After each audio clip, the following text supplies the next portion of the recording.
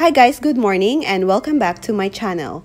So today, gagawa po tayo ng ube condensed milk cupcake with ube yema frosting.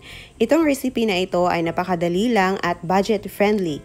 Yes, budget friendly po itong recipe na ito dahil gagamit lang po tayo ng isang condensed milk. And before we get started, kung bago pa po kayo dito sa aking channel, please subscribe and don't forget to hit the bell button. And please click all para lagi po kayong ma-notify sa mga bago ko pong uploads. And now, start na po tayo!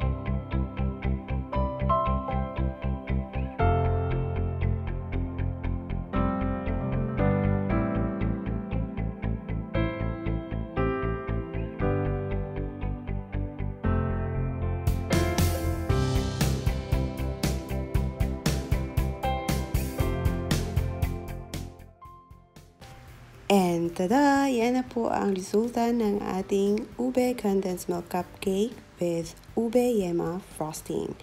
So, napakaganda po niya guys, and mukha po siyang mamahalin. Kahit po mura lang po siya, kahit mura lang po yung mga ingredients niya. So, ayan po, napaka-soft po niya. So, tungkol naman po dun sa sweetness, tama lang po yung tamis niya.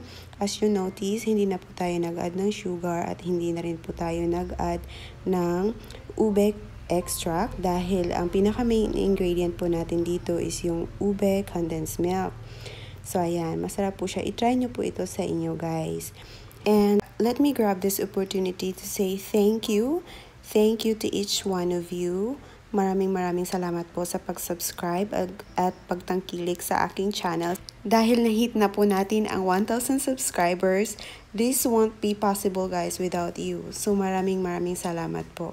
Sana po magpatuloy pa po ang inyong pagtangkilik sa aking channel. So kung bago pa po kayo dito sa aking channel, mag-subscribe na po kayo and please don't forget to hit the bell button para lagi po kayong updated sa aking mga bagong uploads. And see you in my next video po. Maraming salamat po uli guys. God bless you po. Thank you so much po. From the bottom of my heart, thank you so much po. Thank you. God bless po. Bye. Thank you.